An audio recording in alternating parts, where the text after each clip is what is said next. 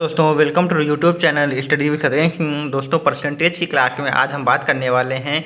एक टाइप हमारा रहेगा जो कि इसमें हम बात करेंगे पास और फेल पर आधारित कुछ परसेंटेज के क्वेश्चंस हैं, उस पर हम क्वेश्चंस की बात करेंगे। ये हमारा परसेंटेज की सीरीज का पार्ट नंबर 7 है। इसके पहले पार्ट नंबर 6 तक हम बना चुके हैं। अगर आपने नहीं देखा है तो प्लेलिस्ट में जाके मैथ मैजिक नाम की प्लेलिस्ट मिल जाएगी, आप वहाँ देख सकते हैं। ठीक है, तो चलिए हम आज अपने पास और फेल पर आधारित क्वेश्चन को सॉल्व करते हैं, जो कि हमारा पार्ट नंबर 7 है। ठीक है, तो यहाँ पे एक सवाल दिया हुआ है।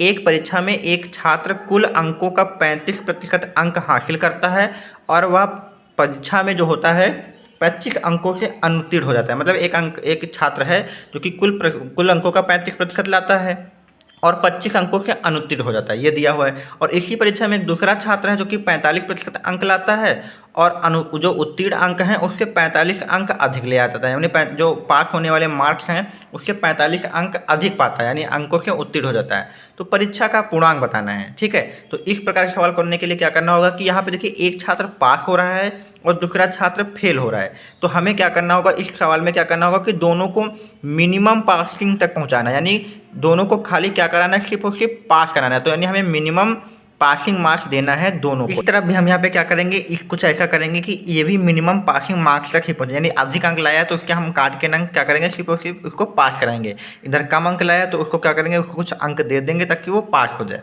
अब अभी लिखा है कि एक व्यक्ति है जो छात्र है 35% अंक लाया है। तो यहाँ पे लिख लीजिए कितना अंक लाया है, 35% अंक लाया है और 25 अंकों से अनुत्तीर्ण हुआ है। अगर हम इसको 25 अंक दे दें तो वो पास हो जाएगा। तो हम क्या करते हैं, इस छात्र को 25 अंक दे देंगे तो वो मिनिमम पासिंग तक पहुंच जाएगा। इसी प्रकार से इधर देखिए इस दूसरी परीक्षा में एक छात्र है जो कि 45% अंक लाया है, एक और छात्र है जो कि 45% अंक लाया है और वह 45 अंकों से उत्तीर्ण है, यानी 45 अंक अधिक ले आया है। तो हम इसके 45 अंक इससे माइनस कर देंगे तो ये सिर्फ और सिर्फ मिनिमम पासिंग तक पहुंचेगा। कहने का मतलब क्या है कि जो फेल था वो जितने अंकों से फेल था उतने अंक दे दीजिए तो वो पास हो जाएगा, और जो पास था जितने अंकों से अधिक अंकों से पास था उतने उसके ले लीजिए, यानी माइनस कर दीजिए तो भी वो मिनिमम पासिंग तक पहुंचेगा। तो हमें दोनों तरफ क्या करना है, उनको सिर्फ और सिर्फ पास तक रखना है। अब क्या करिए, यहाँ पे प्रतिशत एक तरफ कर लीजिए और गिनती एक तरफ। तो ये 25 और ये माइनस का 45 इधर आ जाएगा तो प्लस का हो जाएगा।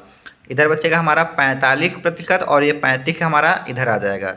तो 35 से 45 आप माइनस करेंगे तो 10% आएगा और 45 और 25 कितना हो जाएगा, 70% हो जाएगा। तो यानी कहने का मतलब है कि 10% की वैल्यू 70 है। अगर हम यहाँ पे 10 से और गुणा कर दें तो ये हो जाएगा 100%। इधर भी 10 से गुणा कर दें तो ये भी हमारा कितना हो जाएगा, 700 हो जाएगा। तो 100% की वैल्यू 700 आ गई और जो हमारा पूर्णांक होगा वो अपने आप में 100% ही होगा, क्योंकि 100% में से 35%, 40%, 45% ये नंबर लाए हुए हैं। तो जो हमारा पूर्णांक होगा वो कितना हो जाएगा, 700 का हो जाएगा। तो कुछ नहीं करना है, आपको एक तरफ मिनिमम पासिंग मार्क्स बनाना है, दूसरी तरफ भी मिनिमम पासिंग मार्क्स बनाना है। अगर आपको कोई भी डाउट है तो हम नेक्स्ट क्वेश्चन में क्लियर। यहाँ पे देखिए दूसरा क्वेश्चन लिखा है कि एक परीक्षा में उत्तीर्ण होने के लिए 40% अंक लाना अनिवार्य है, यानी जो हमको पास होना है उसके लिए कितने प्रतिशत अंक लाना है, 40 लाना है। और दूसरी तरफ देखिए लिखा है एक छात्र 30% अंक लाता है और 60 अंकों से अनुत्तीर्ण हो जाता है। तो हमें क्या करना होगा, इसको पास तक पहुंचाना है। तो पास परसेंटेज के बराबर क्या करना है, हमें पास परसेंटेज ले जाना है। तो पास होने के लिए देखिए यहाँ पे कितने लाना है, 40%। तो हमें यहाँ पे कम से कम 40% लाना है पास होने के लिए।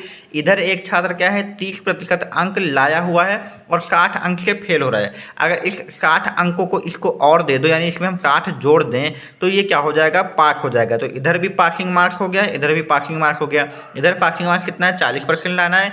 इधर पासिंग पास 30% थे और 60 अंक और दे देंगे तो वो भी पास हो जाएगा। तो हम कह सकते हैं कि दोनों कंडीशंस यहाँ पे बराबर बैठती हैं। अब 30% इधर ले आइए तो 40% से आप यहाँ पे 30% क्या कर लीजिए, माइनस कर लीजिए, बराबर बचेगा 60। और 10% की वैल्यू कितनी आ जाएगी, 60 आ जाएगी और 10 से गुणा करा दीजिए तो ये 100% बन जाएगा। इधर भी 10 से गुणा कराएंगे तो ये 600 बन जाएगा। तो 100% की वैल्यू 600 और हमारा पूर्णांक जो अपने आप में है 100% के बराबर है। तो ये हमारा जो 600 अंक होंगे यही हमारा परीक्षा का कुल अंक हो जाएगा। ठीक है, तो इस प्रकार से काफ़ी ईजिली आप इस टाइप के क्वेश्चन को सॉल्व कर सकते हैं। ठीक है, तो चलिए देखिए एक क्वेश्चन यहाँ पे लिखा है कि एक परीक्षा में राम अधिकतम अंक का 30% प्राप्त करता है, यानी जितने भी अधिकतम अंक हैं उसका 30% प्राप्त करता है और 80 अंकों से अनुत्तीर्ण हो जाता है। यहाँ पे 2 बार लिख गया, 80 अंकों से क्या हो जाता है, अनुत्तीर्ण हो जाता है। तो हमें इसको पास कराना होगा। तो हमें देखिए यहाँ पे 30% वो अंक लेके आया है, अगर हम इसको 80 और दे देंगे तो ये क्या हो जाएगा, ये हो जाएगा पास हो जाएगा। ठीक है, इसी प्रकार से दूसरा छात्र एक रवि है, 200 अंक लाया है और 15% अंकों से अनुत्तीर्ण हो गया, यानी वो 200 अंक लेके आया है, अगर उसको 15% अंक और दे दिए जाए तो क्या हो जाएगा, पास हो जाएगा।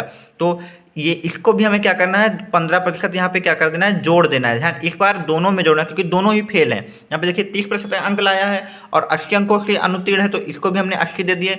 दूसरा छात्र जो है 200 अंक लाया है और 15% अंकों से अनुत्तीर्ण है, यानी 200 तो पा गया, अगर 15% और मिल जाते तो वो भी पास हो जाता। तो हम भी इसको क्या करते हैं, 15% दे देते हैं। अब प्रतिशत प्रतिशत एक तरफ कर लेंगे और गिनती गिनती एक तरफ कर लेंगे, तो 30% माइनस कर देंगे 15%। इसी प्रकार से 200 से माइनस कर देंगे हम, ये 80 माइनस कर देंगे, तो ये 15% हमारा बचेगा। इधर बचेगा हमारा, ये हमारा 80 है, तो इधर बचेगा हमारा 120।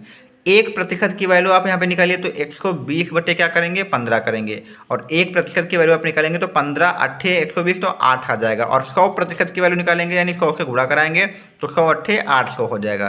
तो इस प्रकार से 800 यहाँ पे टोटल पूर्णांक आ जाएगा, और यही पूछा गया परीक्षा में अधिकतम अंक क्या है। तो परीक्षा में अधिकतम अंक कितने, 800।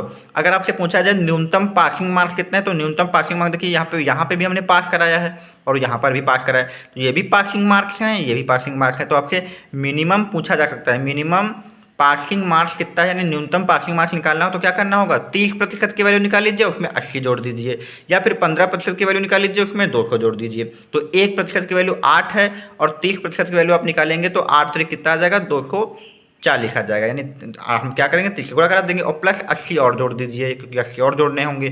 तो ये आपका 320 मिनिमम पासिंग मार्क्स आ जाएगा। या इधर से निकालना चाहें, 1% की वैल्यू 8 है तो 15% की वैल्यू निकालेंगे तो आपका 15 अट्ठे कितना आएगा, 120 आएगा, और प्लस 200 और आप जोड़ेंगे क्योंकि 200 जोड़ना पड़ेगा, तो ये भी ये 320 आ जाएगा। तो मिनिमम पासिंग मार्क्स कितना हो जाएगा, 320 हो जाएगा। अगर आपसे पूछा जाए तो आप यहाँ पे ये बता सकते हैं। तो इसी के साथ हमने यहाँ पे पास और फेल वाले क्वेश्चन को सॉल्व कर लिया।